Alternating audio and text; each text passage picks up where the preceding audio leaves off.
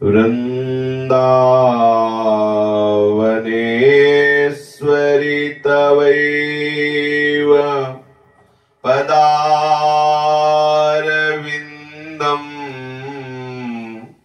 प्रेमामृतैकमकरन्द रसौघपूर्णम् हृद्यर्पितं मधुपते स्मरतापमुग्रम्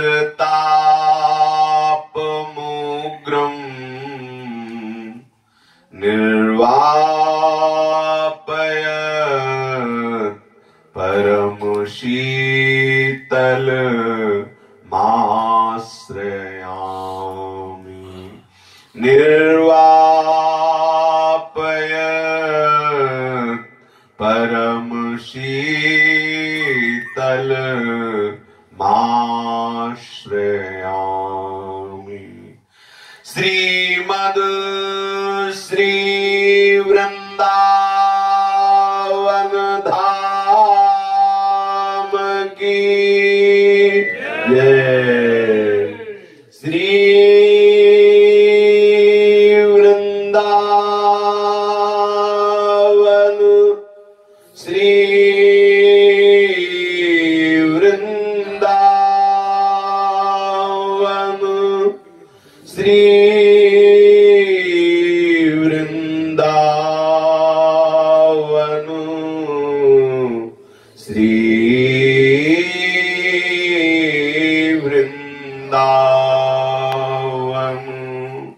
प्राण वृंदावन जीवन वृंदावन सर्वस्व वृंदावन श्री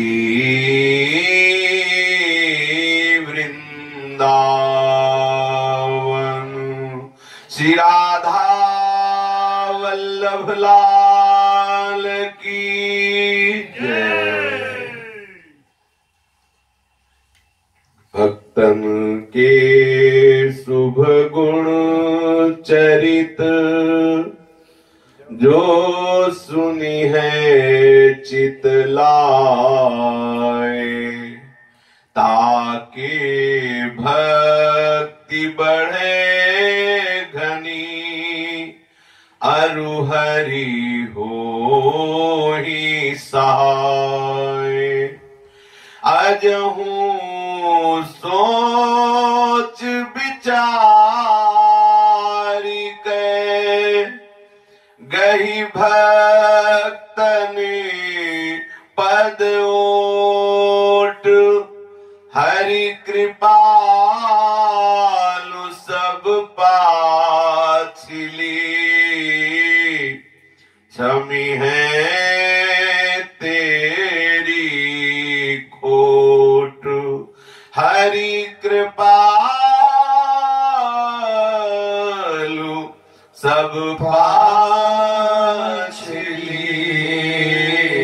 क्षमी है तेरी खोट।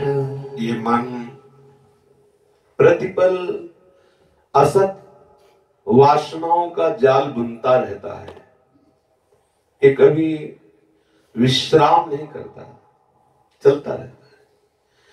कभी श्रवणेन्द्रिय जनित, कभी रस्येन्द्रिय जनित, कभी नेत्रेन्द्रिय जनित, कभी त्वगेन्द्रिय जनित, कभी घ्राणेन्द्रिय जनित। 5 ज्ञानेन्द्रियों को लेकर के विचरण करता रहता है, कल्पना में, संकल्प में, वासना में, भोग में, संसार में। जैसे जैसे ये ताने बाने बुनना प्रारंभ करता है, हम मन में तदात्म भाव करते रहते हैं और वो पाने की लालसा, भोगने की लालसा दृढ़ हो जाती है। यही संसार का बंधन है, यही हमारे जन्म मृत्यु का हेतु है।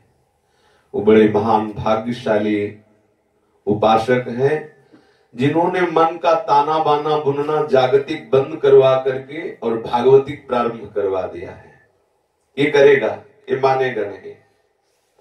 इसे बिना किए चैन नहीं है, इसका स्वभाव है करना। ये संकल्प विकल्प करता रहे, ऐसा किया जाए, ऐसा भोगा जाए, ऐसा, बस इसका स्वभाव यही है।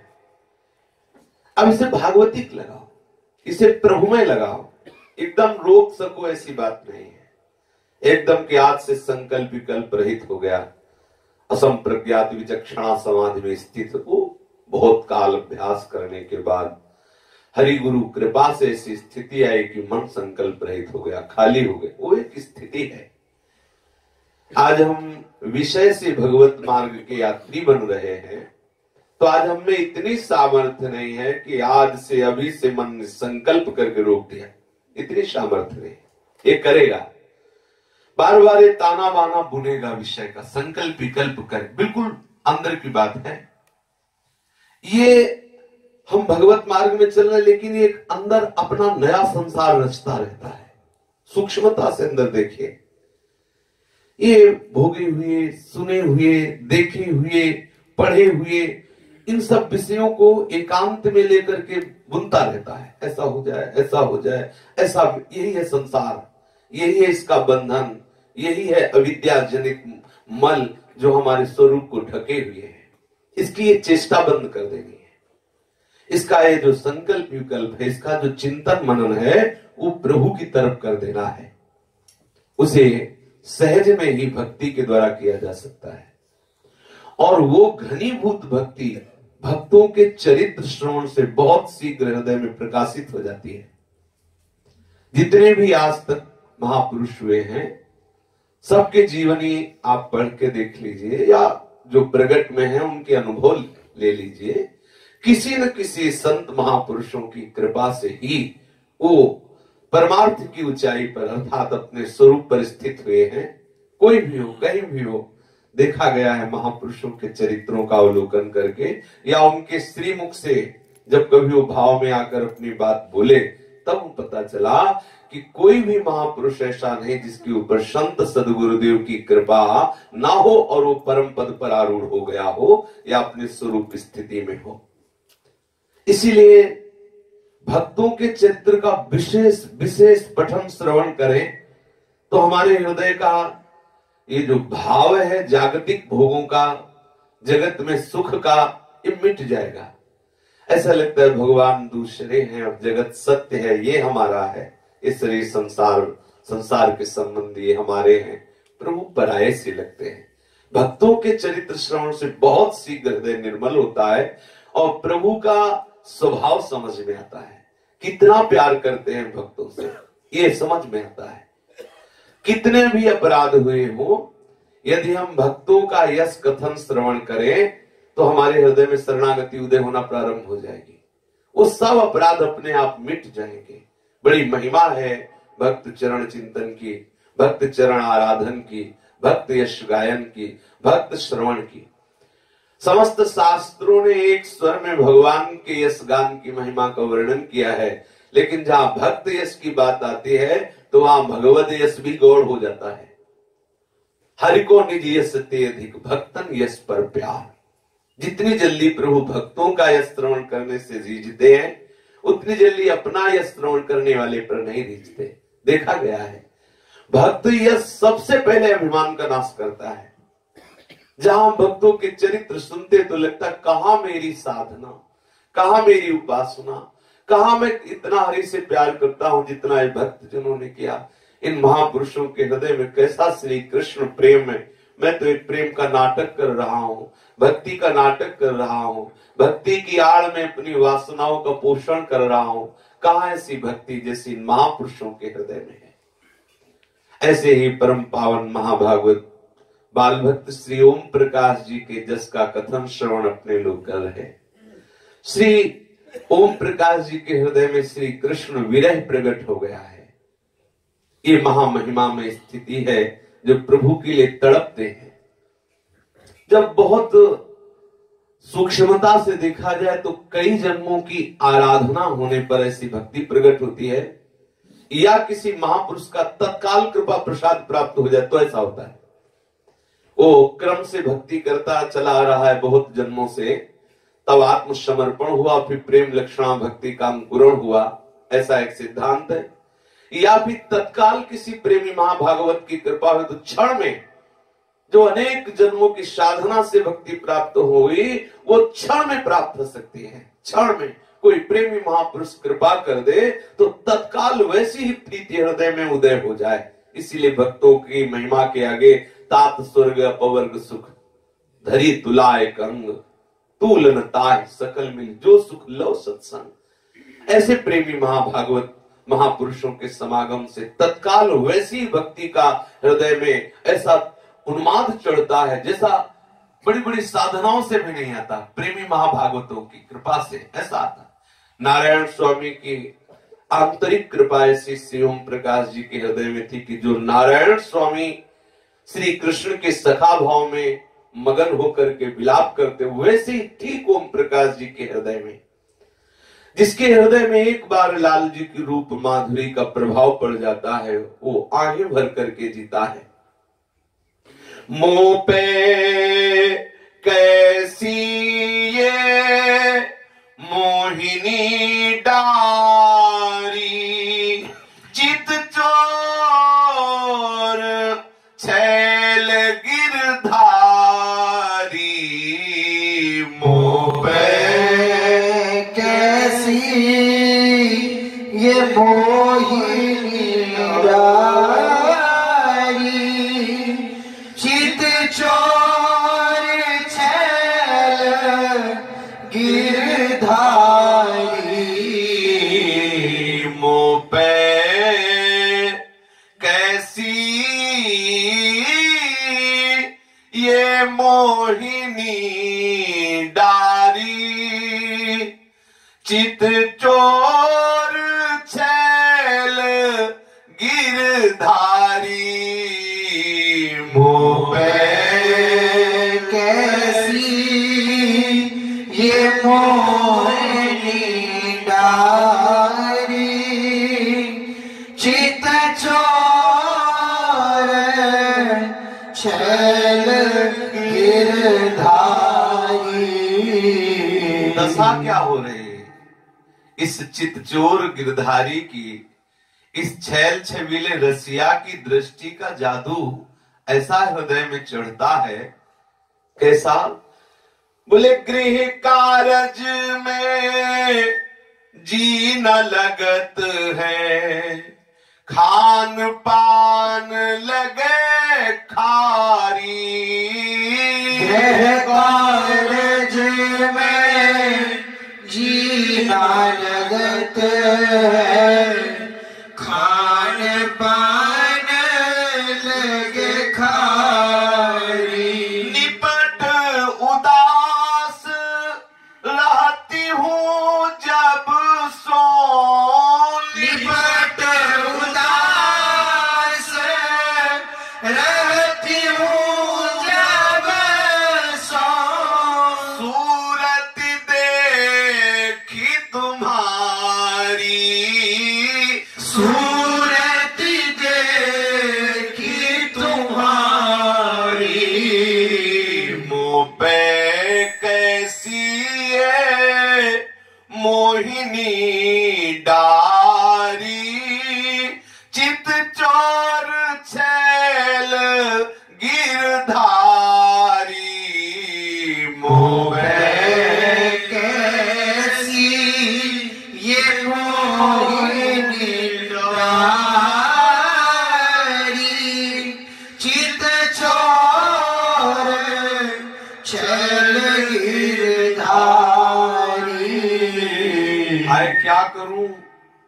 जब से इस चितचोर ने, इस छैल छबीले लाल ने, इस गिरधारी ने अपने नेत्रों से हमारे नेत्रों में ऐसा प्रहार किया कि मेरा मन ही चला गया। अब घर जाऊं, कार्य करूं तो कैसे करूं? मन ही नहीं। मन तो श्री कृष्ण के चरणों में है, तो बिना मन के इंद्रियां कार्य कैसे करे? अब गृह कार्य होता नहीं और आश्चर्य की बात, अब खान पान में रुचि नहीं रह गई, कोई रसेंद्री स्वाद ही नहीं बता रही है, क्योंकि मन के बिना किसी भी इंद्रिय की सामर्थ्य नहीं है कि वो स्वाद का अनुभव करा ले। हर इंद्रिय अपने विषय का अनुभव तभी कराती जब मन साथ होता है, और मन तो इस गिरधारी ने, इस छैल छबीले ने चुरा लिया, तो ना तो ये कर्मेंद्रियां काम कर रही हैं और ना ज्ञानेंद्रियां कोई अनुभव करा रही है। अब खान पान अच्छा नहीं लग रहा, कोई भी गृह कार्य में, व्यवहार कार्य में, जागतिक कार्य में जब मन ही नहीं है तो लगे कैसे, क्रियाएं कैसे सम्यक रूप से पूर्ण हो। अब तो ऐसी उदासी छा गई है कि ना किसी से बोलना अच्छा लगता है, न कोई व्यवहार अच्छा लगता है, ना नींद आती है, न भोजन अच्छा लगता है। बोले निपट उदास रहती हूं जब सो सूरत देख तिहारी। हे श्याम सुंदर, जब से आपकी मोहिनी अद्भुत चित्त को लुभाने वाली, करोड़ करोड़ कामदेवों को मूर्छित करने वाली रूप माधुरी मेरे नेत्रों ने पान किया, तब से निपट उदासी छा गई, अब कुछ अच्छा ही नहीं लगता। संग की सखी देती मोहि धीरज, बचन कहत हितकारी। संग की सखी देत मोहि धीरज, वचन कहत हितकारी। एक न लगत कही काहू की, एक न लगत कही काहू की। कहत कहत सब हारी, कहत कहत सब हारी। मुँह पे कैसी ये मोहिनी डारी, चित चोर छैल गिरधारी।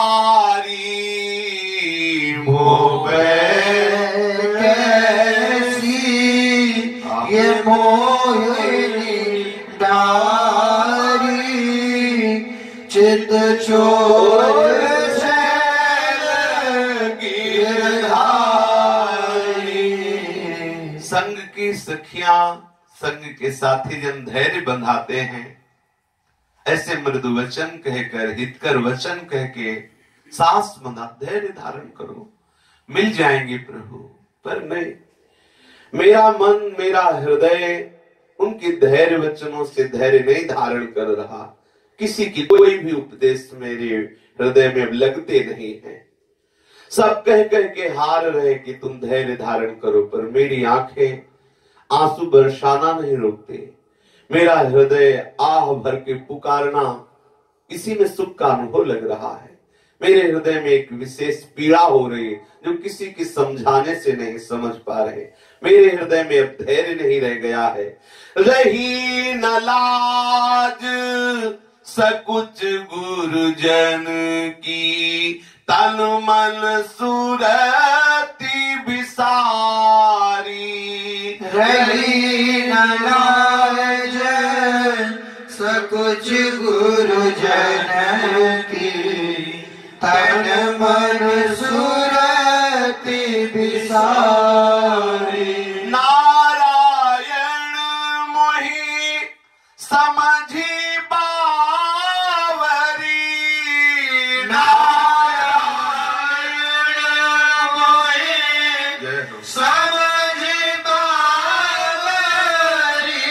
हसत सकल नर नारी, हसत सकल नर नारी। मुँह पे कैसी ये मोहिनी डारी, चित चोर छैल गिरधारी। मुँह पे ये मोहनी प्यारी चित चोर शैल गिरधारी। अभी लाज भी नहीं रह गई, मैं किस कुल में प्रकट हुई हूं, लोग क्या कहेंगे, ये भी बात चली गई। ये गुरुजन क्या कह रहे हैं, अब ये भी बात चली गई। अब तो बस आह भरकर श्री कृष्ण मिलन के लिए पुकारना ही हमारे हृदय का विषय रह गया है। ना हमें ये सुनाई दे रहा है कि लोग क्या कह रहे हैं, ना हमें ये समझ में आ रहा है कि गुरुजन, माता पिता, भाई बंधु जो हमारे श्रेष्ठ जन है हमें क्या उपदेश कर रहे हैं, कुछ समझ में नहीं आ रहा। तन अर्पित हो चुका है, इसलिए इसकी याद ही नहीं। नारायण स्वामी कह रहे, श्री कृष्ण ने ऐसा मुझे बावरा बना दिया कि लोग सब मेरी हंसी उड़ा रहे कि पागल है। लोग मुझे बावरी समझ रहे, पागल समझ रहे और हंसी कर रहे हैं। जितने भी नर नारी है ये सब हंसी कर रहे हैं, मुझे बावरा समझ। ऐसा ही है श्री कृष्ण प्रेम का जादू, ऐसा ही है। लगन नहीं छूटे एरी वीर, ताने देऊ भले नाम धरो, चाहे कोटि करो तदवीर। लगन नहीं छूटे एरी वीर, क्षण में करत चतुर को बोरा।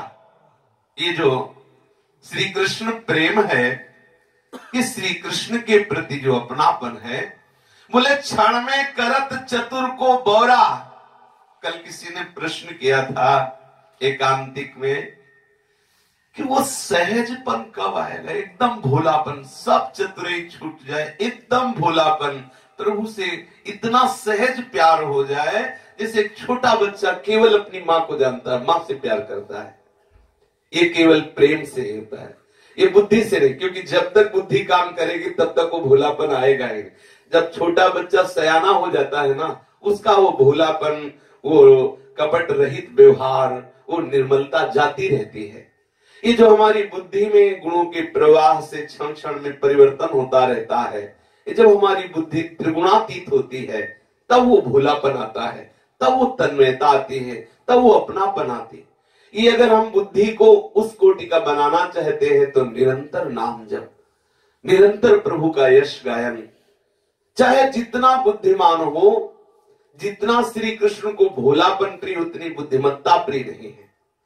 भोलापन सहज, मेरे प्रभु, आप देख लो महापुरुषों के चरित्र पढ़ कर देखो, प्रभु जहां बहुत शीघ्र रिझे हैं वहां भोलेपन पे रिझे हैं, और जहां बहुत चतुराई वहां सिद्धांत लागू हो जाता है। भोलेपन में कोई सिद्धांत नहीं लागू होता।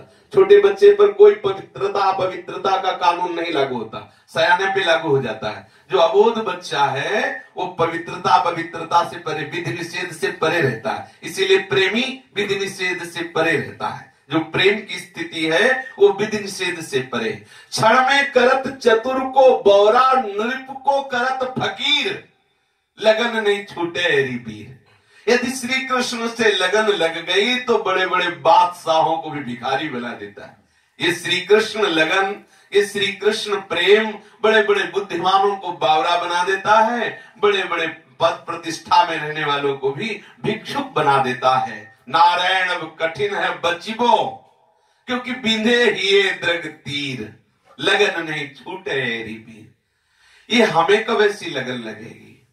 कल प्रसंग चल रहा था कि तीव्र मुमुक्षुता, भगवत प्राप्ति की तीव्र लालसा हम कैसे करें। पूर्व प्रसंग में चल रहा था सबसे पहले सदगुरुदेव भगवान का वर्णन, दूसरा स्वास्थ्य की तरफ पूर्ण हमें ध्यान रखना है कि हमारा स्वास्थ्य बिगड़ने न पावे। भगवत साक्षात्कार के लिए शरीर का स्वस्थ होना बहुत अनिवार्य है। महापुरुषों ने भी कहा यावत् स्वस्थ मिदम कलेवर। क्या है? यावत् स्वस्थ मिदम गृहम कलेवर।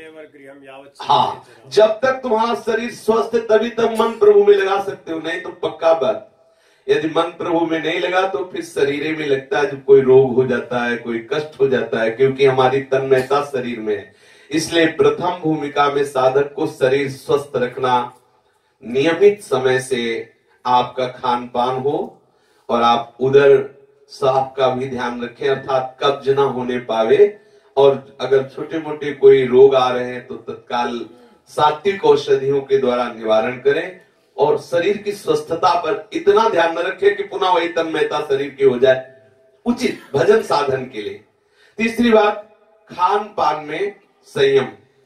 हमें क्या खान पान करना चाहिए जिससे हमारा भजन ठीक चले, कल चर्चा हुई थी। चौथी बात, हमें संदेह रहित होकर गुरु प्रदत्त साधन पर लगना है। स्वयं हमारा इष्ट भी आकर यदि हमारे गुरु प्रदत्त साधन पर संदेह पैदा करना चाहे तो हमें ऐसी निष्ठा रखनी चाहिए कि हमें गुरु प्रदत्त साधन पर, कल चर्चा हुई थी, श्री जगदम्बा जी कह रहे तजो न नारद कर उपदेशु आप कहें सतबार महसू। यदि स्वयं आराध्य देव भगवान शिव सैकड़ों बार आकर कहे तो भी अपने गुरुदेव नारद जी के वचनों को मैं नहीं छोड़ सकती। ऐसी दृढ़ निष्ठा होनी चाहिए, गुरु प्रदत्त साधन में संदेह ना हो। ये जो लक्षण बताए जा रहे हैं इससे आपको भगवत प्राप्ति की प्रबल लालसा प्रकट हो जाएगी। फिर कह रहे हैं कि हृदय में नियम के प्रति बहुत निष्ठा होनी चाहिए। जो आपको नियम मिले हैं ऐसा नहीं होना चाहिए कि 4 दिन नियम निर्वाह किया फिर छोड़ दिया। जो भी आप नियम ले उसे नियम के अनुसार ठीक समय से पूरा करें। और चौथी बात बता रहे हैं कि प्रसिद्धि, जहां आप भगवत मार्ग, इसकी कल चर्चा हुई थी, भगवत मार्ग में ठीक से चलते हैं तो आपके मन की जो भावना होती है पूर्ण होने लगती है, अर्थात संकल्प पूर्ण होने लगते हैं, 4 लोग प्रणाम करने लगते हैं, आपका यश होने लगता है, प्रसिद्धि होने लगती है। यदि आप इसको स्वीकार करें, वो तो होगी, यदि आप इसे स्वीकार कर लिए तो आपका परमार्थ रुक जाएगा, आपके हृदय की भगवत लालसा जो भगवत प्राप्ति की है वो ढक जाएगी। इसलिए मान को संतों ने विष के समान कहा है, प्रतिष्ठा को, नाना प्रकार के यश कीर्ति आदि को बहुत ऐसा विष मान करके कि जो हमारे साधन भजन रूपी अमृत को ये छीन करके देगा। सम्मानम कल्यात घोर गर्लम, मानना चाहिए, ऐसा ही मानना चाहिए। जब कोई प्रणाम करे तो हमें प्रणाम उसको करना चाहिए, नहीं भावना करनी चाहिए हम प्रभु के हैं, हमारे हृदय में प्रभु विराजमान है, ये सब प्रभु की लीला है, प्रभु को ही प्रणाम कर रहे हैं, मैं तो अधम जीव हूं, इसके योग्य ही नहीं। ऐसा जिस कोट की हृदय में धारा हो उसी कोट से तत्काल भावना करें। सामने बुजुर्ग संतों को भी देखा है, वो अपने सामने प्रणाम करने वालों को प्रणाम करते हैं। कहीं ना कहीं मान सबको अच्छा लगता है क्योंकि देह भाव से युक्त है ना, तो देह भाव के कारण हमें मान प्रिय लगता है, सबको मान प्रिय लगता है। और भगवत प्राप्ति में सबसे घातक वस्तु मान है, सबसे घातक वस्तु मान। जैसे आप कह सकते हैं काम, तो जब हम परमार्थ में चलते हैं हमारे हृदय में काम जनित दोष होता है तो एक ग्लानि होती है, एक हे भाव हृदय में आता है कि परमार्थ का पथिक होकर कितनी गंदी बात हमारे हृदय में, मतलब एक दैन्यता की तरफ, एक हे भाव, एक आर्त भाव, एक शरणागति की तरफ मन जाता है। लेकिन जब हमारा मान होता है तो देहाभिमान की तरफ जाता है, सद्गुण की तरफ जाता है। हम रूपवान हैं, हम गुणवान हैं, हम विद्वान हैं, हम भक्त हैं, देखो हमारा सम्मान हो, ये पतन का हेतु हो गया। इसीलिए परमार्थ में सबसे ज्यादा घातक वस्तु है मान। परम पद में आरूढ़ होने के लिए सबसे पहली बात छोड़नी मान, निर्माण। भगवान ने 15वें अध्याय में निर्माण मोहाजित संग दोषा, इसमें महाप्रभु आचार्य चरण श्री चैतन्य देव जी ने कहा कि यदि कीर्तन का नाम जब का वास्तविक आपको लाभ लेना है तो आपको मान रहित होना। त्रणादपि सुनीचेन तरोरु सहिष्णुना अमानिना मान देना कीर्तनीया सदा हरि। इतना अपने को छोटा समझ लो, इतना छोटा समझ लो कि तृण से भी नीच अपने को समझो। तृण से नीच अपन को कहे, अंदर से होना चाहिए और वास्तविक बात है। जैसे कोई छोटा सा तिनका एक गर्व करे कि मैं पूरब को नहीं जाऊंगा और पछियाओं की हवा चले तो तिनके को पूरब ही उड़ा के डालेगी। श्री स्वामी जी महाराज जो ललिता जी के अवतार हैं वो कह रहे हैं कि तिनका ज्यों बयारी के बस, तिनका ज्यों बयारी के बस, जहां हवा चाहे अपने ही रस में उड़ाकर उसे वहां डाले। बेकारो अहंकार करता है तिनका कि मैं पूर्व नहीं जाऊंगा। शरणागत हो जाओ, आर्त भाव से प्रभु की शरण में हो जाओ, तो जो त्रिगुण हमें घसीट रहे उससे हम बच जाएंगे। हमारे हृदय में मान से बचने की बहुत सावधानी होनी चाहिए। मान बहुत प्रिय लगता है, जब कोई पीछे से बड़ाई करता है तो अच्छा लगता है, जब कोई सामने से दंडवत करता है तो अच्छा लगता है, जब कोई माला पहनाता है, कोई कहता है बहुत बड़े संत है, तो एक हृदय में शीतलता होती है। ये घातक है।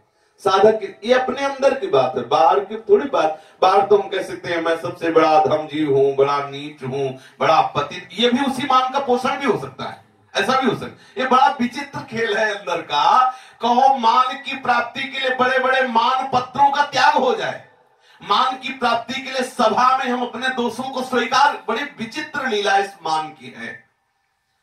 तो सबहि मान प्रद आप अमानी, वास्तविक हृदय से बात आ जाए, क्योंकि अपना भक्ति मार्ग है। जब हम सब में अपने इष्ट की भावना करेंगे तो मुझे सबसे सरल बात यही लगती है मान त्याग की। अगर हम सब में अपने आराध्य देव की भावना करें तो हम उनसे मान की चाह नहीं रखेंगे, क्योंकि हमारा आराध्य देव, हमारा उपास्य तत्व, वो चाहे गुरु भावना करो चाहे इष्ट भावना करो। देखो, गुरु भावना में अखंड मंडलाकारम व्याप्तमेन चराचरम, और इष्ट भावना में सर्वानुवस्थितया निरीक्ष परम स्वाराध्य बुद्धिर्मम। और ये केवल भावना ही नहीं, सत्य बात है। चाहे गुरु मान लो चाहे इष्ट मान लो, हम सेवक हैं और सब हमारे सचराचर स्वामी का रूप है। यही अनन्य भक्ति का स्वरूप। अब बोलो, इसमें मान प्राप्ति की चाह कहां रह गई? क्या कोई अपने आराध्य देव से मान चाहता है? क्या कोई अपने गुरुदेव से मान चाहता है? तो ये मान बहुत घातक है। इस मान पर ये दृष्टि रखे कि कहीं मेरा मन इसको स्वीकार तो नहीं कर रहा है। उसकी पहचान, जब आपकी निंदा हो और आपको बुरा लगे तो जान लेना आपके हृदय में मान विराजमान है। जहां कोई आपकी निंदा करे और आपके हृदय में जलन पैदा हो तो जान लेना वो जलन मान में ही होती है। यदि मान नहीं होगा तो जलन होगी ही नहीं, पक्का। ये पहचान है। अगर कोई निंदा करता है, जैसे श्री रंगनाथ जी के आचार्य चरण की जब उस विद्वान ने प्रशंसा की, उसने सोचा कि कुछ ना कुछ भेंट पूजा देंगे, इतने बड़े महापुरुष हैं, सभा में यश, वो हेरे भी नहीं उनकी तरफ। एक दिन वो ठाकुर जी की सेवा करके विनय कर रहे थे कि मैं बहुत पतित हूं, नीच हूं, प्रभु स्वीकार करो इस लोक से। तो वो पीछे से विद्वान निकला जो आए हुए थे कि कुछ बड़ाई करने पर हमें देंगे, बड़ाई करने पे तो देखा भी नहीं। तो वो संस्कृत में बोले कि ठाकुर बिल्कुल ही ऐसा ही है। अब वो बहुत प्रसन्न हुए, बहुत प्रसन्न हुए, और ठाकुर जी का बहुत कीमती हार ला के उन विद्वान को दिया। और ठाकुर जी से रो के कहने लगे, देखो अभी तो हम अकेले कहते थे, कोई गवाही नहीं मिला, आज देखो गवाही मिल गया, अब तो कृपा कर दो प्रभु। ये देखो, मान रहित है तो प्रसन्नता हुई निंदा सुन के। अगर मान है हृदय में तो हमारे हृदय में निंदा सुनने पर जलन होगी, परुख वचन सुनने पर आग जलने लगेगी कि अरे ये मुझको ऐसा बोला, ऐसा मुझ अंदर है मान। मान की पहचान ये, गुणाभिमान की पहचान किसी पे दोष दर्शन होना गुणाभिमान से ही होता है। इसलिए साधक यदि भगवत प्राप्ति की प्रबल लालसा करना चाहता है तो मान और गुणाभिमान से अपने को बचावे। फिर कुतर्क, पीछे चर्चा हुई है कि तर्क के द्वारा हम वस्तु का निश्चय करते हैं। तर्क के द्वारा, जहां तर्क होती है वहां श्रद्धा शिथिल होती है, और जहां श्रद्धा होती है वहां तर्क नहीं होता है।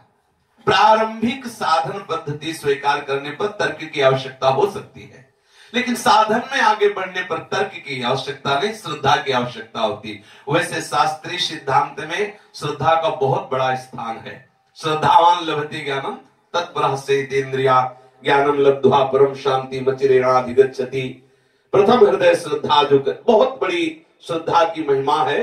पर यदि कहीं अगर तर्क की बात है तो प्रथम भूमिका पे है वस्तु का ठीक निर्णय करने के लिए कि ये वस्तु जो हम चाह रहे हैं ऐसा ही है कि नहीं, तो हम तर्क के द्वारा उसको, अगर बुद्धिमान जन, ज्ञान मार्ग में वैसे तर्क ही प्रधान होता है, क्योंकि वो निश्चय करता है कि आखिरकार संसार है क्या, आखिरकार ऐसा है क्या, उत्तर। लेकिन भक्ति मार्ग में माना सब कुछ प्रभु ही है, वो श्रद्धा से। तो कुतर्क ना होने पाए। तर्क की तो आदर बुद्धि है, किसी बात को समझने के लिए तर्क किया जा सकता है, तर्क निंदनीय नहीं। कुतर्क अगर कुतार्किक है तो भगवत प्राप्ति की लालसा से युक्त नहीं हो सकता, क्योंकि कुतार्किक पुरुष के हृदय में श्रद्धा नहीं होती। और याभ्याम बिना न पश्यन्ति, श्रद्धा के बिना उस वस्तु का बोध नहीं होता। कल जहां विश्राम हुआ था वो इस्त्यान, तात्पर्य कि चेष्टा रहित, भजन की चेष्टा ना करना। जैसे अपने लोग कृपा को नहीं समझ पाते हैं और कहने लगते हैं कि भाई श्री जी की कृपा से सब हो जाएगा। क्या अपने मस्ती से है, कृपा होगी ना तो भगवत साक्षात्कार हो जाएगा। ये प्रमाद वाली बात है। आप खूब जो साधन भजन मिला है, जितना आपके अंदर पुरुषार्थ है, ईमानदारी से आप उसमें लगा दीजिए, कृपा से भगवत साक्षात्कार हो जाएगा। क्योंकि जो साधन भजन में आपकी रुचि बढ़ रही वही कृपा है। आप साधन भजन छोड़ के बैठे कि कोई नई कृपा आएगी और आपको भगवत साक्षात्कार हो जाएगा, ये हमें तो लगता है कि प्रमाद स्थिति है, वो कृपा की बाट नहीं जो रहा। कृपा की बाट जो होने वाले का लक्षण होता है मन वचन और कर्म से अपने आराध्य देव की ही चेष्टा करना, चिंतन करना, मनन करना और फिर कृपा की बाट जोड़ना। अपने आराध्य देव का चिंतन मनन करते हुए उनकी कृपा की बाट जोड़ना और साधन का अहम ना होना। मैं इतना जप करता हूं, इतना पाठ करता हूं, इतना साधन भजन करता हूं, ये उसके हृदय में बात ही नहीं आती, क्योंकि वो जानता है प्रभु की कृपा से हो रहा है।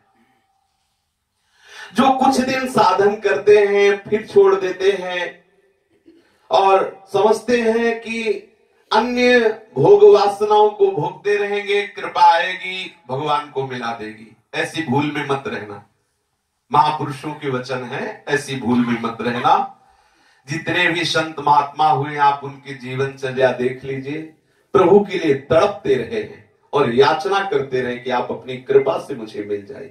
ये तड़पन प्राप्त करने के लिए मन वचन और कर्म से हमें जो शास्त्र सदगुरुदेव की आज्ञा है उसमें रहना हो, उसमें चलना ही कृपा है। हम कृपा को कोई अलग न समझे। पीछे चर्चा हुई थी कि भक्त संग और कृपा एक ही शब्द है। भक्त संग और कृपा एक ही बात है। हमें भक्तों का संग मिल रहा, प्रभु की उपासना मिल रही, प्रभु का नाम जप हो रहा, प्रभु के धाम का आश्रय और वास, यही कृपा का स्वरूप है। इसी से भगवत साक्षात्कार हो जाएगा। फिर सबसे बड़ा विघ्न है अल्प में संतोष धारण करना। भजन मार्ग में संसार की तरफ संतोष बहुत बड़ा धन है, लेकिन परमार्थ मार्ग में, भगवत मार्ग में संतोष बहुत बड़ा दोष है। साधन करने में संतोष कर लिया, लगे तो है सुबह से इतना पाठ कर लिया, इतना भजन, थोड़ा तो मनोरंजन भी होना चाहिए ना। बहुत हो गया जिसके हृदय में ये पीड़ा होती रहती है हर समय भजन करने पर भी कि हमसे भजन नहीं होता।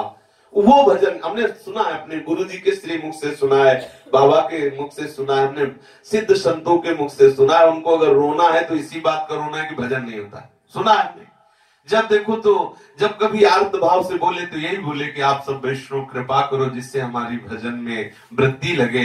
भजन नहीं बन, रात दिन भजन, और वो रो रहे हैं भजन के लिए। और यहाँ 2-4 माला कर लिया तो दावा करते 24 घंटा भजन के लिए। बोले भजन चल, बोले 24 घंटा। कितने ऐसे बिल्कुल खड़ी सभा में बोलते हैं, बोले भजन चल रहा, बोले 24 घंटा। तब लगता है आश्चर्य, भाई 24 घंटा भजन चल रहा, और जो 24 घंटा भजन करते वो रो रहे हैं कि हमारा भजन नहीं बनता। वो रो रहे, ये है क्योंकि सिद्धांत है भजन में संतोष होना, अर्थात आपके भजन में कहीं ना कहीं त्रुटि है। जैसे धन का जितना लाभ होगा उतने लोभ बढ़ता जाएगा, ऐसे ही भजन का जितना लाभ होगा, जितना आप समय भजन में देंगे उतने लोभ बढ़ेगा, आपका हृदय जलेगा, लगेगा कि छक के भजन करने को नहीं मिलता। हाय वो कौन सा दिन आएगा जिस दिन हम छक के भजन, और जीवन इसी में बीत जाएगा। जीवन वो इसी बात में तड़पता रहता है कि मेरा भजन पूरा नहीं हो रहा, भजन पूरा नहीं हो रहा, और यही महाप्रेम में डुबो देता है। ये असंतोष प्रभु के समीप पहुंचा देता है। और जो भजन में संतोष की, भाई गुरुजी ने कहा था 16 माला तो हो तो गया, 16 माला जैसे तैसे, अब तो स्वतंत्र, फिर कल नंबर लगेगा 16 माला, वो एक अलग बात है। यहां भगवत प्राप्ति की तीव्र लालसा की बात। उपासना मार्ग में साधक ज्यो ज्यो भजन में आगे बढ़े त्यों त्यों ये देखना चाहिए कि हमारे हृदय में विलक्षणता आ रही कि नहीं आ रही, भजन के प्रति एक जलन हो रही कि नहीं हो रही। ये जलन चाहिए। लोग कहते हैं मुझे जीवन भर जलना पड़ेगा। अरे मनाओ कि कम से कम ये जलन आ गई है, नहीं तो जलना पड़ता संसार के नाना प्रकार की वासनाओं, ये जलन होनी चाहिए कि अभी मेरे सामने प्रिया प्रीतम नहीं आए, अभी मैं उनके लिए ऐसे नहीं रो रहा जैसे महापुरुष जन रोए, अभी वैसे भजन नहीं हो रहा जैसे संत। ये जलन होनी चाहिए, ये भूख होनी चाहिए, ये असंतोष होना चाहिए। थोड़े से आनंद में तृप्ति का अनुभव नहीं कर लेना चाहिए। ये जो संसार में रमे हुए मनुष्य हैं, ये थोड़े से आनंद की कल्पना में ही आनंदित हो जाते हैं। थोड़े थोड़े से, अब देखो संसारिक लोगों को देखो, थोड़ी थोड़ी बात, नाच रहे हैं, बोले आज जन्म दिवस है, पता नहीं कि अगला मिनट है कि नहीं मर, पता नहीं अगला मिनट मरण दिवस हो, क्या उसमें आनंदित होना। नासवान शरीर का जन्मदिन, क्या कल अब मिले ना मिले, श्वास अगली ले कि ना ले, उसमें क्या आनंद। अरे आनंद सिंधु मिल जाए तो नाचो कि मिल गए प्रभु, अनंत जन्मों की बिगड़ी बात बन गई। ये संसारी मनुष्य अल्प सुख की कल्पना में आनंदित हो जाते हैं, लेकिन जो भागवतिक महापुरुष होते हैं वो कभी भी किसी भी पद प्रतिष्ठा के किसी भी आनंद में तो आनंदित होते ही नहीं, और भजन के भी आनंद में वो आनंदित नहीं होते। ये सूक्ष्म बात है। भजन के भी आनंद का उपभोग नहीं करते, क्योंकि अल्प सुख में तृप्ति का फिर भाव आ जाएगा। जितना भजन उतना ही जलन, जितना भजन उतना ही विरह। अब देखो कितना विरह, जिया नहीं जा रहा, ये भजन है कि तो फैलाया, जिया नहीं जा रहा है। ये इतना असंतोष कि अब किसी का धैर्य बनाना भी काम नहीं कर रहा। तब प्रभु आकर उसके हृदय में अपनी लीला का विस्तार कर देते हैं। इस भगवत प्राप्ति की लालसा वाले उपासक को पहली बात, किसी भी सांसारिक भोग में आनंद के अनुभव की वृत्ति ना हो, ऐसा त्याग करे। किसी भी आनंद की वृत्ति अपने हृदय में ना आने पावे, ये त्याग वृत्ति स्वीकार करे। दूसरी बात, किसी भी पद प्रतिष्ठा आदि में राजी ना हो। तीसरी बात, भागवतिक अनुभव में राजी ना हो। थोड़े मोड़े जो आनंद आने लगते हैं, थोड़ा स्वप्न देखा, माइक से बोल दिया, वो आज हमने स्वप्न में ऐसा नहीं, क्या ओस के चाटने से प्यास बुझेगी? छुप छुप के थोड़ी सामने आओ, तब तक हम बोले ही नहीं, तब तक हम किसी को बता, कोई अनुभव ही ना माने कि हमें कोई अनुभव हुआ। आओ मुस्कुरा के बात करो तो माने कुछ अनुभव हुआ है। स्वप्न में छोटा मोटा ऐसे झलक फलक नहीं मान लोग। हमने स्वप्न, क्या स्वप्न में यार रजिस्टर भर जाए, स्वप्न क्या रजिस्टर, उसमें क्या स्वप्न। अरे तुम शर्माते हो, तुम्हारे लिए जीवन प्राण सर्वस्व अर्पित, शर्म लगती तो बैठे रहो तुम, हम नहीं मानते ऐसा अनुभव। अगर तुम्हें शर्म लगती हमारे सामने आने में, प्रगट में, तो तुम बैठे रहो, हम तुम्हारे नाम का आश्रय लिए तड़पते रहेंगे जीवन भर। आना है तो खुले चौड़े पे आओ, ये माना कि हाँ अनुभव हुआ। हंस के मुस्कुरा के बात करो तो माना कि अब ये अनुभव हुआ, और जब ये अनुभव होगा तो मानने लायक नहीं रहोगे, आप खुद नहीं रह जाओगे। ये बात हम कहीं अल्प आनंद में अपने को तृप्ति का अनुभव न करा ले कि थोड़ा सा भजन हुआ हम उसे भजन आनंद मान ले, थोड़ा सा कोई स्वप्न आदि आया उसे भगवत साक्षात्कार मान ले। अगर थोड़े से सुख में हम अपने को सुखी मान लेंगे तो हम उस भूमा सुख के अधिकारी, उस सच्चिदानंद प्रभु के साक्षात्कार के अधिकारी नहीं, उस अखंडानंद के, उस पूर्णानंद के, उस महातेजस स्वरूप प्रभु के हम दर्शन के अधिकार को खो देंगे। अगर थोड़े से आनंद की तरफ हम अपने को मान लिए कि हाँ भाई हमें बहुत अच्छा आनंद मिल गया, मानते हैं कुछ शुभ घटनाएं घटेंगी, कुछ दिव्यता आएगी, पर आप उसको छुपा जाइए, असंतोष रहिए, क्या होगा इससे? ये असंतोष आपको प्रभु से निश्चित मिला देगा। संतोष नहीं करना, ठीक है, थोड़ा आनंद, इससे होगा क्या? इससे क्या होगा? आनंद सिंधु जब तक हमारे हृदय में ना आवे, सांसारिक रह जाए तो संतोष नहीं धारण करना चाहिए, एक भी वृत्ति है। और जब केवल कृष्णाकार वृत्ति होगी तो संतोष का नाम ही नहीं, क्योंकि संतोष धारण करने वाला ही नहीं रह गया, खुद ही नहीं रह गया, आप समा गया श्री कृष्ण में। अब या तो उधर कहो श्री कृष्ण या इधर कहो श्री कृष्ण, कृष्ण ही कृष्ण है, दूसरा नहीं। उसका मन बुद्धि प्राण सब कृष्ण। जब तक ये स्थिति नहीं तब तक संतोष नहीं होना। अंदर अंदर असंतोष बढ़ना चाहिए, ये अंदर की बात है। थोड़ी सी उन्नति, थोड़े से आनंद, थोड़े सी पद प्रतिष्ठा आदि को कहीं आप अपना विश्राम स्थल मानकर संतोष न कर बैठे। भगवत प्राप्ति की लालसा में एक और बड़ा भारी विघ्न है कामना। अचानक कोई दृश्य सामने आता है और आपके अंदर भोग की कामना प्रकट हो जाती है। शब्द स्पर्श रूप रस गंध, ये साधक की यात्रा में होता है। अचानक ऐसा संयोग आता है, आएगा। माया भगवती ऐसा संयोग आपको देगी, एकदम फ्री, एकदम एकांत, एकदम सहज, कोई टैक्स नहीं, कोई भय नहीं, कोई कीमत नहीं, एकदम फ्री। आपको तुरंत सावधान होना है कि अब हमारी भूमिका बदलने वाली है भक्ति की, मुझे ऊपर की भूमिका में जाना है, मेरी परीक्षा आ गई। बिल्कुल आप लिख लीजिए सावधान।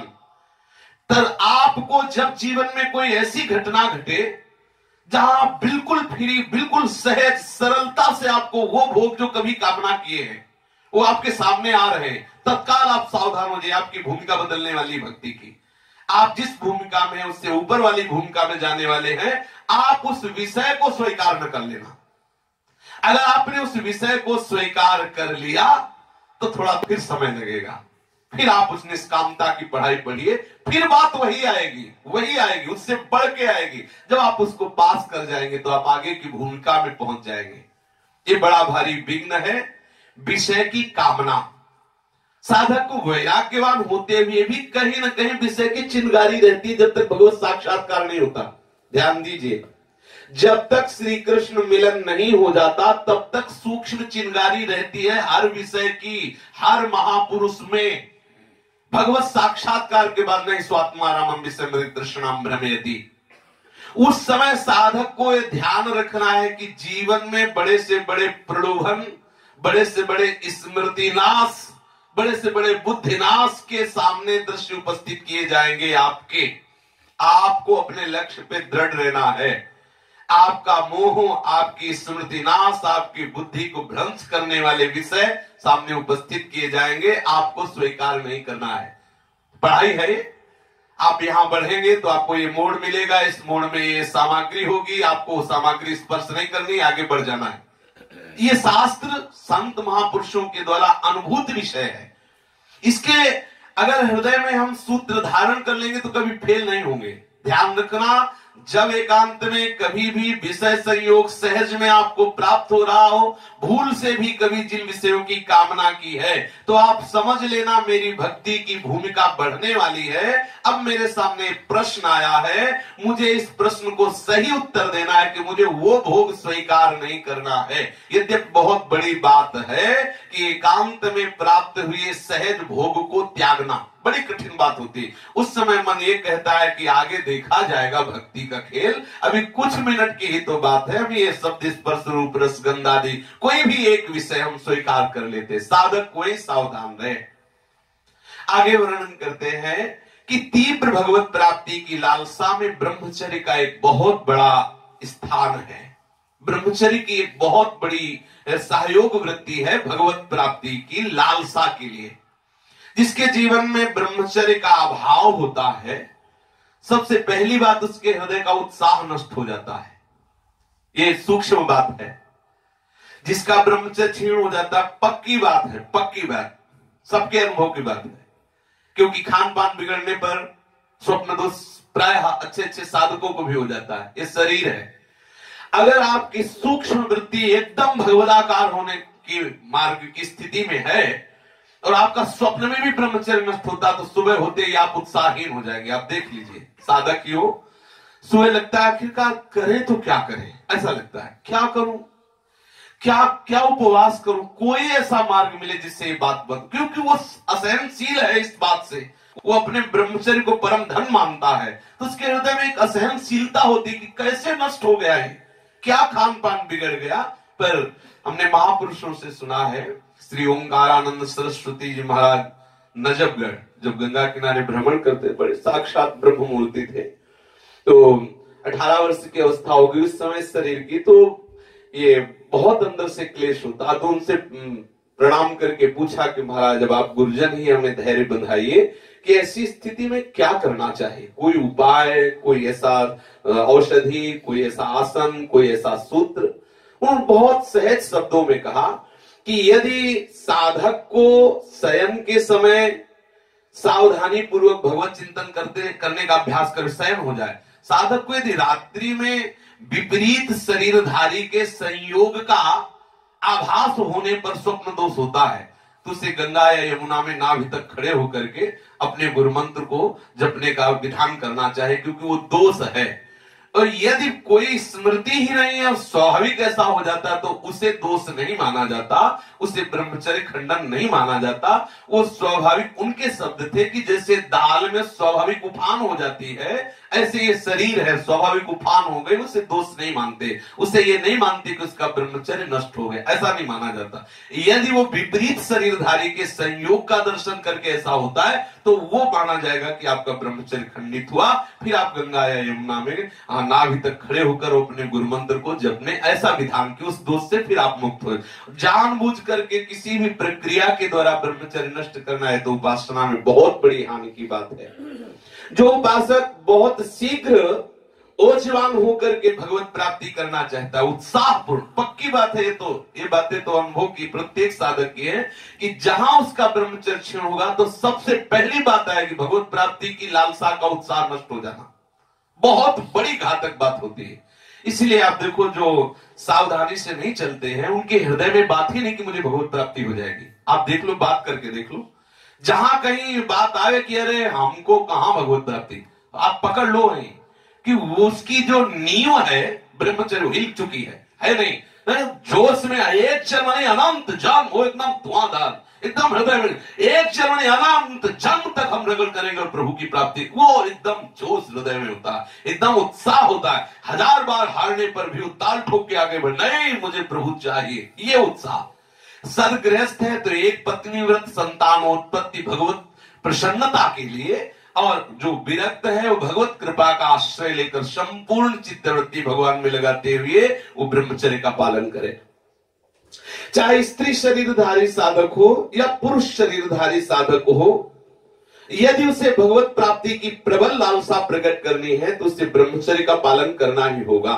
यदि वो गृहस्थ में है तो एक पतिव्रत या एक पत्नी व्रत नियम, वो भी संतानोत्पत्ति के लिए, प्रभु की सृष्टि क्रम की पूर्णता के लिए, या एक पुत्र या एक पुत्री हो जाने पर आजीवन ब्रह्मचर्य का नियम ले ले। ये भगवत प्राप्ति की बात हो रही, मनोरंजन की बात नहीं हो रही।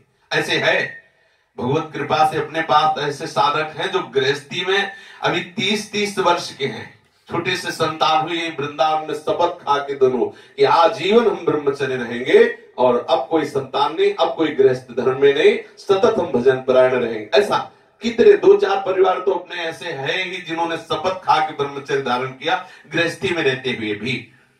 साधक को चाहिए कि वो सावधानी पूर्वक, गृहस्थ साधक को केवल संतानोत्पत्ति के लिए ब्रह्मचर्य खंडन करे, अन्यथा अखंड ब्रह्मचर्य रहे। और जो विरक्त साधक हो उसे पूर्ण रूप से चाहे कि समस्त उन आसक्तियों का त्याग कर दे जिनसे उसका ब्रह्मचर्य नष्ट होता है, अर्थात खान पान, कुसंग दर्शन, कुसंग वार्ता, ये कुसंग चिंतन अंदर से छोड़ दे। यथासाध्य शील व्रत नियम को ग्रहण करे और सदैव भगवत स्मरण करे। सबसे बड़ा मंत्र है भगवत स्मरण, जो आपको अखंड ब्रह्मचारी बनाए रखेगा। क्योंकि हम चाहे जितनी औषधियां पावे, अगर चिंतन बिगड़ गया तो ब्रह्मचर्य नहीं रह सकते। ब्रह्म मतलब हिमालय को रोकना, हिमालय को उठा लेना समझो है ब्रह्मचर्य का मतलब। साक्षात तूफान को रोक लेना है ब्रह्मचर्य, कोई साधारण बात नहीं। जिसका भगवत स्मरण सतत चलता है वही ब्रह्मचारी रह सकता है। क्योंकि भगवत स्मरण में इतनी शीतलता है कि भगवत स्मरण करते ही जो अग्नियां प्रकट होती धीरे धीरे शांत। हरि स्मृति सर्वविपदि मोक्षणम, सुखी मीन जहां नीर अगाधा, जिमि हरि शरण ने एको बाधा। वो हृदय में प्रभु शीतलता प्रदान करते हैं। फिर आगे भगवत प्राप्ति की लालसा में एक बहुत बड़ा दोष है जिसका नाम कुसंग। ये बहुत बड़ी विघ्न वृत्ति है और साधक जानबूझकर इसे कभी कभी स्वीकार कर लेता है। साधक जानबूझ के थोड़ी देर मनोरंजन करना है, ये मन बहुत विचित्र है। थोड़ी देर के लिए, बस थोड़ी देर के लिए, 24 घंटे 5 मिनट के लिए वो इतना आपको राजी करे, 5 मिनट के लिए एकांत में कमरा बंद करके मोबाइल से 5 मिनट किया, वो 5 मिनट में तुम्हारे 24 घंटे के लिए युद्ध करने की सामग्री तैयार कर लेगा। ध्यान करना, बहुत चतुर दुश्मन है मन, सबसे बड़ा शत्रु मन और सबसे बड़ा मित्र मन। वश में किया हुआ मन सबसे बड़ा मित्र, बड़े बड़ों को नाकों चले चबा देने वाला शत्रु है मन। बिल्कुल जो साधक है वो इस बात को समझ रहे होंगे, बड़े बड़ों को। अच्छा, 1-2 मिनट, 1-2 दिन, 1-2 महीने, 1-2 वर्ष निभ जाए। आजीवन का युद्ध है, आजीवन का युद्ध। और जहां चूके और ऐसा दुश्मन की पड़ोस का नहीं, घर का दुश्मन, और जहां चूके वही गिरा के मार देगा। ये बहुत बड़ा विचित्र खेल। तभी तो जयति जयति जगोच्चर है, तभी तो सतरति सतरति सा लोकांग तार्यति, तभी तो तीर्थी कुर्वन्ति तीर्थानि, उसको तभी तो मद भक्ति युक्तो भोनम पुला, इतना बड़ा युद्ध जीत लिया उसने। ये बहुत बड़ी बात है कि साधक जानबूझ करके कुसंग को स्वीकार करता है। ये सूक्ष्मता की बात है, इसमें किसी को तर्क करने की जरूरत नहीं। आप ईमानदारी से अंदर से देख लो, उसमें हम भी सम्मिलित हैं। कहीं भी अगर हमारे भजन में विक्षेप होता है तो उस कुसंग को हम जानबूझकर निमंत्रण देते हैं। देख लीजिए, वो आंतरिक चिंतन हो या बाहरी व्यक्ति हो, आंतरिक वृत्ति हो या बाहरी व्यक्ति हो, हम जानबूझ के देते नहीं। हमारे भजन में कोई विघ्न डाल दे ऐसा सृष्टि में है ही नहीं, पक्का। हम जानबूझ के वो रास्ता दे देते हैं, वो चिंतन करने लगते हैं, बाहर से हम ऐसा संयोग बनाने लगते हैं जो प्रत्यक्ष रूप से प्रकट में आपको ये दिखाई देता है कि ये शास्त्र विरुद्ध आचरण करने वाला है। आपको पता है कि ये अच्छा साधक नहीं है, इसकी वार्ता भगवत संबंध से युक्त नहीं है, ये भगवत मार्ग से विरुद्ध आचरण करता है अपने समीप। हम उसको प्रणाम करेंगे, उसकी निंदा नहीं करेंगे, पर कभी भी उसका संग नहीं करेंगे। ध्यान देने का विषय, हम उस पर दोष दर्शन नहीं कर रहे, हम उसकी निंदा नहीं कर रहे, हम उससे घृणा नफरत नहीं कर रहे, पर हमें जब पता है कि शास्त्र विरुद्ध आचरण करता है, भगवत वार्ता भगवत चिंतन से रहित है, तो हम उसे भगवत स्वरूप मान के प्रणाम करते हैं, पर उसका संग नहीं करेंगे। सब में प्रभु है पर हम उसका संग नहीं करेंगे, उसको प्रणाम करते हैं जब हमें पता है कि भगवत मार्ग विरोधी आचरण से युक्त है। जो संत जन है, जो भक्त जन है, जो योगी जन है, जो शास्त्र ज्ञानी आत्मस्वरूप का बोध प्राप्त किए हुए जन है, इनके पास बैठने से तुम्हारी हानि नहीं हो सकती, परमार्थ की हानि नहीं। माना कि आपका इष्ट नहीं मिलता, आपकी उपासना नहीं मिलती, लेकिन आप भ्रष्ट नहीं हो सकते, आपका परमार्थ रूपी धन चुराया नहीं जा सकता। पर कोई ज्ञानी ब्रह्मबोध प्राप्त महापुरुष है मिले, वो आपको परमार्थ से भटका नहीं सकता, उसके दर्शन से आपको अपने इष्ट में प्रीता प्राप्त होगी, पक्का। मान लो जैसे कोई ब्रह्मबोध संपन्न महापुरुष है, बिल्कुल विशुद्ध ज्ञानी है, तो उसके दर्शन से आपको अपने इष्ट में प्रीता प्राप्त होगी, उसके दर्शन से आपको अपने इष्ट का अनुराग बढ़ेगा, पक्का बढ़ेगा, क्योंकि श्री कृष्ण में और ब्रह्मबोध में कोई अंतर नहीं है। कोई शुद्ध योगी है, उसके दर्शन से आपके हृदय में अपने इष्ट के नाम रूप की प्रीता बढ़ेगी। तो यहां कह रहे हैं संत भक्त योगी या आत्मबोध संपन्न ज्ञानी महापुरुष के संग से आपकी हानि होने वाली नहीं। लेकिन जो छल करता है, जो कपट करता है, जो भोगी है, जो विलासी है, जो धन स्त्री आदि में अनुराग किए हुए है, जो दूसरों की निंदा करता है, जो दूसरों की चर्चा में सुख का अनुभव करता है, जब बैठा तो दूसरों की बात शुरू कर दी, जो गर्व करता है, अभिमान करता है, धूर्तता करता है, पाखंड करता है, जहां ये दोष है, वो चाहे कोई भी हो, आपकी भगवत प्राप्ति की लालसा में कुसंग है, आपको उसका त्याग कर देना चाहिए। इसमें कोई हमें समझौता नहीं करना है, क्योंकि जिनमें ये सब दोष है वो निश्चित भगवत विमुख है, चाहे जिस वेश का हो, चाहे जिस देश का हो, चाहे जो भी पोस्टर लगा हो, हमें बिल्कुल नहीं मानना। ये महापुरुषों के वचन हैं। सच्चे संत या सच्चा भक्त या सच्चा योगी या सच्चा ज्ञानी, उसके संग से आपको परम तत्व में अनुराग होगा, आपके सद्गुणों की वृद्धि होगी, आपके दुर्गुणों का विनाश होगा, चाहे जिसका हो। आप किसी भी ज्ञानी महाभागवत पुरुष के आप चरित्र पढ़ के देखिए, अगर आपका वैराग्य ना बढ़ने लगे तो बताना, आपके हृदय में इष्ट प्रीता ना बढ़े तो बताना। कुसंग से जो हमारे हृदय में भागवतिक सद्गुण आने वाले हैं या आए हुए हैं, वो क्षय हो जाते हैं। धीरे धीरे मन राजी होने लगता है। पहले लगता है कि यार हम गलत कर रहे हैं क्या, फिर थोड़ा थोड़ा पश्चाताप कम होने लगता है, फिर धीरे धीरे उस स्वभाव में आ जाता है, फिर वो एक आदत बन गई, उसको पश्चाताप भी नहीं होता, परमार्थ की बात दूर रही, फिर वो धीरे धीरे बहुत धर्म भ्रष्ट होने लगता है। इसलिए कुसंग से प्रभु ने तो इतना कह दिया रामचरितमानस में, बरुभल वास नरक करता था और दुष्ट संग जल दे विधाता। भले नरक का वास मिल जाए लेकिन कुसंग ना हो। आप सोचो, हमारे यहां से सेवक जी महाराज कह रहे हैं राधा वल्लभ भजत भज भली भली सब होए। और वो क्या कि जो दुष्ट जन है, जो अशुभ अनर्भल संग जन, विमुख तजो सब कोय, विमुख तजो सब कोय, झूठ बोलत सच मानत, दोष करत निरसंग, संत करि रंक रंक करि संतन जानत, अभिमानी गर्विष्ठ लोभ मद मत्य अगाधा, दुष्ट परिहरो दूरी भजत भज श्री हरि राधा। जो संतों को भिखारी समझते, झूठ बोलने में सकुचाते नहीं, गंदे दोषों को करने में अभिमान करते हैं, मैंने ये चुरा लिया, मैंने ये कर लिया, ऐसा वैसा, ऐसे लोगों का संग जो भगवत विमुख जन है बिल्कुल छोड़ दो। जो प्रियालाल के चरण के अनुरागी जन है उनके चरणों में अनुराग करो, बहुत शीघ्र भगवत प्राप्ति की लालसा प्रकट होगी। वो कह रहे हैं जैसे शौच लघु शंका का वेग ऐसे काम, कैसी बात करते हो? शौच लघु शंका की कोटि में तुमने ब्रह्मचर्य को रख दिया, तो उसने महाशक्ति वीर शक्ति को तुमने शौच लघु शंका मान लिया। ब्रह्म शक्ति है वो, जितना आप सोचो, रोक के देखो आपके हृदय में कैसा आनंद, कैसी उमगन। जो शास्त्रवेत्ता ब्रह्म लीन महापुरुषों ने जो निर्णय किया वही माने। ये विषयी पामर जीव जो भोग के कीड़े हैं, इनकी बात सुनने लायक थोड़ी।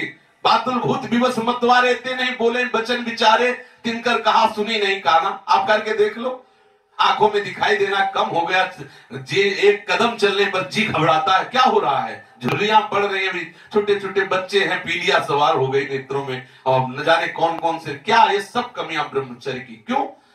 क्योंकि शिक्षा ही नहीं ब्रह्मचर्य की, कहीं बैठ के कोई समझाने वाला नहीं ब्रह्मचर्य की शिक्षा। और वो सब सुविधाएं दी जाती है जिससे ब्रह्मचर्य नष्ट हो, वो शिक्षाएं दी जाती है ब्रह्मचर्य नष्ट हो। जीवन का मूल है ब्रह्मचर्य। आप बिल्कुल भजन न करें, बिल्कुल रामकृष्ण न भजें, अगर ब्रह्मचर्य रहे तो सीधे ब्रह्मलोक जाएंगे आप, सीधे ब्रह्मलोक के अधिकारी हो जाएंगे आप। ब्रह्मचर्य कोई साधारण बात, केवल ब्रह्मचर्य रहने वाले पर अपार सिद्धियां आने लगती है। न जाने किस कोटि कोटि की उसके अंदर से वैभव प्रकाशित है। ब्रह्मचर्य कोई साधारण महातप है, ब्रह्मचर्य महाव्रत है। ब्रह्मचर्य भगवत कृपा से कोई साधक इसे धारण, 1 वर्ष ब्रह्मचर्य रहिए, आप फिर देखिए कि ब्रह्मचर्य का क्या स्वरूप आपके हृदय में प्रकाशित होता है। और उसमें क्या ब्रह्मचर्य छीण में तो सब है ही, उसी लाइन में खड़े। पूर्ण ब्रह्मचर्य 1 वर्ष नियम से रह के देखिए आपको कैसा अनुभव होता है। बिना भजन किए भजन होता है। सर्दी गर्मी बरसात मान अपमान सब सहने की सामर्थ्य, भूख प्यास सब सहने की सामर्थ्य, एक अलौकिक आनंद, एक उमगन। आप देखो तो इसको, हर रोग की क्षमता शक्ति को कमजोर करने की सामर्थ्य ब्रह्मचर्य, हर रोग की, हर रोग से लड़ने की सामर्थ्य ब्रह्मचर्य में। सदैव भगवत चिंतन, थोड़ा सा एकाग्रता की, बोले माथे पे दर्द होता है, आज्ञा चक्र में दर्द होता है, क्यों दर्द होता है? ब्रह्मचर्य नहीं। बोले नासिकाग्र 10 मिनट बैठो, बोले दर्द होता है सर पे, क्यों दर्द होता है? क्योंकि पावर नहीं। ब्रह्मचर्य अति आवश्यक है। गृहस्थ हो, आप शास्त्र स्वाध्याय करके देखो, बोले इतने वर्ष ब्रह्मचर्य रहने के बाद संतानोत्पत्ति की तो महावीर पैदा हुए, बड़े बड़े बलवान पैदा हुए। वो आता है कश्यप पद्धति जी के, इतने वर्ष ब्रह्मचर्य रहकर जब तो भगवान अरुण और गरुण का प्रादुर्भाव हुआ। ऐसा अब ब्रह्मचर्य ही नहीं जीवन में, तो गृहस्थ धर्म में देखो कैसे कैसे स्वरूप बन रहे। छोटे से बच्चे चश्मे लगाए हैं, खान पान बिगड़ा, संयम नियम नहीं, छोटे से बच्चे बोले 500 शुगर है। क्या? जब पिता माता ब्रह्मचर्य नहीं, पवित्र आचरण नहीं, सदाचार नहीं, पवित्र भोजन नहीं, तो आप शास्त्र पढ़ के देख लीजिए। जब बालक गर्भ में आ गया हो, अगर उस समय ब्रह्मचर्य नहीं रह जाता तो किन किन दोषों का प्रभाव गर्भस्थ शिशु पे होता, शास्त्र पढ़ के देख लीजिए, वो सारे लक्षण प्रकट में दिखाई देते हैं। अगर सावधानी नहीं तो गृहस्थ धर्म भी कूड़ा हो जाता है। अगर सावधानी तो कोई वीर बहादुर पैदा होते, भगवान के भक्त पैदा होते, समाज सेवी पैदा होते, राष्ट्र भक्त पैदा होते। ब्रह्मचर्य में बहुत बड़ी सामर्थ्य है। इसलिए जो भगवत प्राप्ति की लालसा से युक्त होना चाहता है उसे ब्रह्मचर्य की तरफ भी ध्यान देना चाहिए। स्त्री धन पुत्र मान आदि की कामना रोकने की भी सामर्थ्य ब्रह्मचर्य में है। ब्रह्मचर्य में सामर्थ्य है। ब्रह्मचर्य अगर हृदय में है तो आपको भय लगेगा किसी माता बहन की तरफ गंदी दृष्टि से देख, क्योंकि आपको पता है कि हमारा मार्ग ब्रह्मचर्य का है। अगर आप ब्रह्मचारी हैं तो आपको स्वाभाविक धन वैभव विलास अच्छा नहीं लगेगा, क्योंकि अगर उस विलास में फंसोगे तो आपका वो जो वैराग्य में जीवन है वो नष्ट हो। वैराग्य में जीवन के बिना ब्रह्मचर्य नहीं रह सकते। मान प्रतिष्ठा आदि नाना प्रकार की कामना आदि से बचने के लिए बहुत बड़ा किला है ब्रह्मचर्य।